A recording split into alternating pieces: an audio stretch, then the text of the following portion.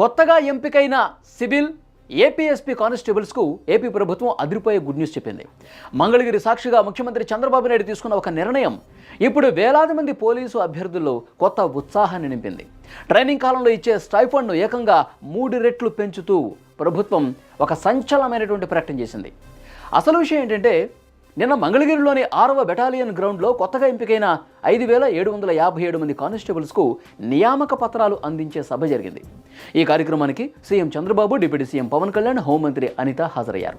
అయితే సాధారణంగా ట్రైనింగ్ పీరియడ్లో కానిస్టేబుల్స్కు ప్రభుత్వం ఇచ్చే స్టైఫండ్ కేవలం 4,500 రూపాయలు మాత్రమే. ప్రస్తుత ధరల కాలంలో ఈ మొత్తం ఏ మూలకు సరిపోదు. ఈ విషయాన్ని గమనించిన హోంమంత్రి అనిత తన ప్రసంగం తర్వాత చంద్రబాబు గారికి ఒక ప్రత్యేక విజ్ఞప్తి చేశారు. సార్, వీళ్ళకి ఇచ్చే 4,500 రూపాయలు చాలా తక్కువగా ఉంది సార్, కనీసం 10,000 రూపాయలు చేస్తే బాగుంటుంది అని కోరారు. సభలో ఉన్న వేలాది మంది కానిస్టేబుల్స్ కూడా ఆశగా ముఖ్యమంత్రి వైపు చూశారు. కానీ చంద్రబాబు నాయుడు అక్కడికక్కడే తీసుకున్న నిర్ణయం అందరినీ ఒకంత ఆశ్చర్యానికి గురి చేసింది. వెంటనే మైక్ అందుకున్న చంద్రబాబు, మీరు 10,000 అడిగారు, కానీ నేను 12,500 రూపాయలు ఇస్తున్నానని చెప్పి ప్రకటన చేశారు. ఆ మాట వినగానే గ్రౌండ్ మొత్తం ఒక్కసారిగా దద్దరిల్లిపోయింది.